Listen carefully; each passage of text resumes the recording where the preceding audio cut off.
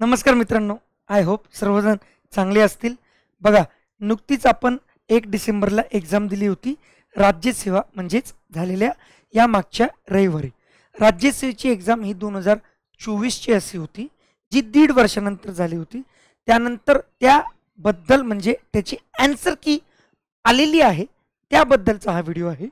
Answer की कशी बघायची असते, डाउनलोड कशी करायची असते, कशाप्रकारे आपण मार्क्स रिचेक करायचे, निगेटिव्ह कसं कटआउट करायचं किंवा ज्या प्रश्नाला आपल्याला हरकत घ्यायची आहे किंवा ऑब्जेक्शन घ्यायचं आहे, त्याची एकंदरीत ऑनलाईन प्रोसेस काय आहे, हे सर्व आपण या आजच्या सेशनमध्ये बघणार आहोत. सेशनचा अजेंडा खूप साधा आणि सोपा आहे. आलेल्या 2024च्या फर्स्ट ॲन्सर की राज्यसेवेबद्दल आपण बोलत आहोत. ठीक आहे. यानंतर जेव्हा तुम्ही ऑब्जेक्शन घेतात, काही दिवसाचा 15 ते 20 दिवसाचा गॅप असतो. त्यानंतर सेकंड ॲन्सर की आयोगाकडून पब्लिश केली जाते. ती फायनल असते. त्याच्यानुसार तुमचं पास किंवा फेल कळत असतं. ठीक आहे. तर ही पहिले ॲन्सर की बघूया. ही पेपर 1ची ॲन्सर की आहे बघा. 1 डिसेंबरला आपली एक्झाम झाली होती. राज्यसेवा पूर्व परीक्षा 2024 प्रश्न पुस्तिका क्रमांक 1 दिसत असेल तुम्हाला. आता मी हे थोडंसं वाचतो, नीट बघा आणि थोडंसं हे मोठं देखील करतो. महाराष्ट्र लोकसेवा आयोग तर्फे 1 डिसेंबर 2024 रोजी महाराष्ट्र राजपत्रित नागरी सेवा पूर्व परीक्षा प्रथम उत्तर तालिका उमेदवारीच्या माहितीसाठी आयोगाच्या संकेतस्थळावर प्रसिद्ध करण्यात आलेली आहे.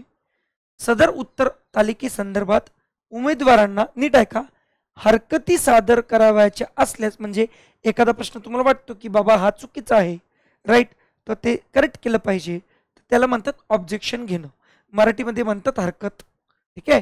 तर आयोगाकडून 17 नोव्हेंबर 2021 व दिनांक 1 जुलै 2022 रोजी आयोगाच्या संकेतस्थळावर प्रसिद्ध केलेल्या प्रसिद्धी पत्रकातील तरतुदीनुसारच ऑनलाईन पद्धतीने तुम्हाला ते सादर करावं लागेल. म्हणजे पहिल्यांदा याच्यापूर्वी पोस्टाने पाठवावं लागत होतं. आजकाल सगळं ऑनलाईन झालंय. त्यामुळं असं ऑनलाईन नोटिफिकेशन आलं होतं की आता तुम्ही ऑनलाईन करा. ते त्याच्याबद्दलची डेट आहे 2022. ठीक आहे. विहित ऑनलाईन पद्धती व्यतिरिक्त अन्य कोणत्याही नमुन्यातील अथवा अन्य कोणत्याही मार्गाने सादर केलेल्या हरकती कोणत्याही परिस्थितीत स्वीकारल्या जाणार नाही. ठीक आहे. या संदर्भात दिनांक 10 डिसेंबर 2024 रात्रीचे 23:59 म्हणजे लगभग 10 डिसेंबरचे रात्र म्हणजे 11ची रात्र असं समजा आयोगाकडे प्राप्त झालेली पाहिजे. ठीक आहे. आता तुमच्याकडं आजपासून आता 5 दिवस आहे. 5 दिवसात तुम्हाला हरकत घ्यायची आहे. मी पहिल्यांदा ॲन्सर की दाखवतो तुम्हाला. तुमच्याकडं कोणत्याही प्रकारची म्हणजे प्रकारचा सेट असो, set A B C D, त्यांनी काही फरक पडत नाही. आयोगाने ॲन्सर की अशा प्रकारे सेट केलेली असते की जर तुमच्याकडे सी आहे सेट आणि त्याच्यातला 5वा नंबरचा आहे, तर तुम्ही असं बघायचं बघा. पहिले प्रश्न क्रमांक निवडायचा 5 आणि मग सेट सी मध्ये तिसरं ऑप्शन असं अशा प्रकारे करायचं असतं. तुम्ही एकदम हळूहळू स्क्रोल डाऊन करतो म्हणजे तुम्हाला दिसेल इथून तिकडून 1 नंबर सुरू होतोय बघा आणि मोठाच फॉन्ट ठेवलाय मी. ओके. बरं, मी परत एकदा दाखवणार आहे ही वाली साईड, म्हणजे ती पण तुम्हाला बघता येणार, म्हणजे डबल रीच चेक होऊन जाईल. जर कोणाला व्हिडिओ बरोबर पॉज नाही करता आला तर. हे 25 पर्यंत 5 डिसेंबर आजची डेट आहे. ठीक आहे. 26, 27, 28 नीट बघा. कधी पण लक्षात घ्या, पहिल्यांदा प्रश्न क्रमांक चेक करायचा. ठीक आहे. त्यानंतर तुम्हाला तुमचा संच चेक करायचा. पहिल्या पेपरमध्ये 100 प्रश्न असतात, 50 झाले. आता 51 पासून दाखवतोय. आता एक सोबतच दाखवतो मी. ठीक आहे. 51ची साईड पण आली, 76ची साईड पण आली. ठीक आहे. 82 पर्यंत झालं होतं. आता हे पुढे 64 पर्यंत. इथे व्हिडिओ पॉज करा. त्यानंतर 96 आणि हे 100. ठीक आहे. आजची डेट आहे 5 डिसेंबर. असाच पेपर 2 पण आहे, ते पण दाखवतो. त्यानंतर ऑब्जेक्शन कसं घ्यायचं ते पण सांगतो. हा पेपर क्रमांक 2 आहे बघा, पत्रिका क्रमांक 2. याच्यात तुम्हाला बघा नीट, मी परत नाही दाखवणार हे. सेम डेट आहे याला पण 10 डिसेंबर लास्ट डेट. ओके. याच्यात टोटल 80 प्रश्न असतात. सीसॅटचा पेपर असतो ज्यामध्ये तुम्हाला पॅसेज, मॅथमॅटिक्स, रिझनिंग आणि नॉन निगेटिव्ह मार्किंगचं डिसिजन मेकिंग, ज्याला आपण निर्णय क्षमता असं म्हणतो. ओके. नीट बघा. हे डाउनलोड पण कुठून करायचं ते पण सांगतो मी.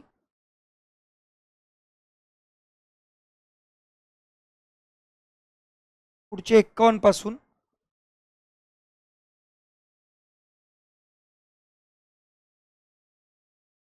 हे 75 पर्यंत, कारण की नॉन निगेटिव्हला वेगळं रकान्यात, म्हणजे 1 मार्क, 1.5 मार्क, अडीच अडीच मार्क, 0 मार्क अशा स्वरूपात द्यावं लागतं.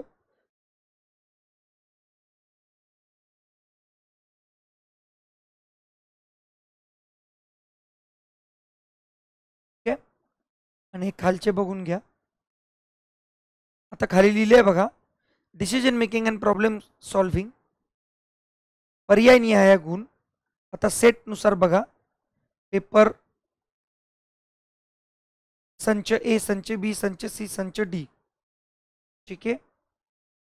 आता याच्यात कसं बघायचं, जसं तुमच्याकडे सपोज संच बी आहे, बी मधला तुमचा 77 नंबरचा प्रश्न आहे, आणि जर तुम्ही बी मधून म्हणजे 77 मधून बी सेट मधून तुम्ही 2च टिक केलं तर 2.5 मार्क पकडायचे.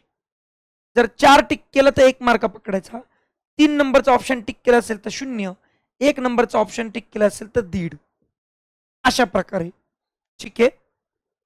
असं हे बघायचं. याला नॉन निगेटिव्ह मार्किंग असते.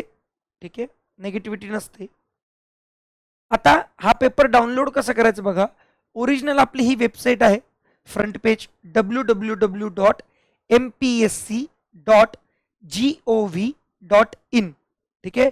त्याच्यावर गेल्यानंतर एक कॅन्डिडेट इन्फॉर्मेशनवर क्लिक करायचं, थोडं खाली यायचं. खाली आल्यावर तुम्हाला इथं बघा ॲन्सर की एक्झामिनेशन्स दिसेल, याच्यावर क्लिक करा कॅन्डिडेटमध्ये, आणि आजचीच डेट बघा 5 आणि 5, आजचे 2 ॲन्सर की आलेले आहेत, दिसत आहेत. आता हरकत घेण्याकरता तुम्हाला त्याच्या पुढचाच एक कॉलम आहे, ऑनलाईन फॅसिलिटीज, याच्यावर क्लिक करायचं. ओके. आणि इथं बघा क्वेश्चन पेपर ऑब्जेक्शन एक ऑप्शन आहे, त्यावर क्लिक केलं नवीन याच्यात उघडतं. मोबाईलवरून करू नका, लॅपटॉप किंवा सायबर कॅफेमध्ये जा, किंवा एखाद्याकडे मित्राकडे असतोच त्याच्याकडे जा, कारण की याच्यात खूप वेगवेगळे असे ऑप्शन येतात. ठीक आहे. टॅब असेल तर ओके. इथं तुम्हाला ईमेल आय डी टाकायचं, OTP टाकायचं, कॅन्डिडेट लॉग इन. हा लॉग इन तोच असेल जो तुम्ही MPSC.online.gov.in वर त्याच्यावर फॉर्म भरला असेल अकाउंटचा. ठीक आहे. इथून तुम्ही ते भरा. त्याच्यानंतर तुम्हाला एक्झाम, आता माझ्याकडे नाही आहे, ते एक्झामिनेशन तुम्ही सिलेक्ट करा की या पेपरमधून तुम्हाला ऑब्जेक्शन घ्यायचं आहे, त्याचा पेपर 2 मधून ऑब्जेक्शन घ्यायचं आहे, त्या पेपर 2 मधून हा वाला 76 नंबरचा क्वेश्चन आहे, असं असं तुम्ही करा. तिथे बरोबर ते कळतं ऑटोमॅटिकली. आणि त्याच्यानंतर त्याच्यासोबत काय रेफरन्स वगैरे द्यायचे हा तुमचा प्रश्न असतो. तर तुम्ही तुमचे एखादं झेरॉक्स असेल तर त्याचा फोटो काढा, त्या पुस्तकाचं नाव सकट त्या पुस्तकाचा मजकूर द्या, किंवा फोटो काढून तो अटॅच करा. सगळं तिथं ऑप्शन्स अवेलेबल असतं. ठीक आहे. ते लवकरात लवकर तुम्हाला 10 तारखेपर्यंत करायचं आहे. असं समजा पुढचे 3च दिवस आहे तुमच्याकडं, 3 दिवसाच्या हिशोबाने फटफट करा. नंतर काय, नंतर वेबसाईट वगैरे स्लो वगैरे झाली तशी तर या बाबतीत होणार नाही, पण झाली तर सांगता येत नाही. ठीक आहे. तर पटापट कळवा. आणि हा हा हे जे मार्क्स आहे हे फायनल नाही आहे. अजून याच्यावर खूप जण ऑब्जेक्शन घेतील. 3 ते 4 प्रश्न रद्द होतातच, आणि 3 ते 4 प्रश्न रद्द झाल्यामुळे खूप फरक पडतो.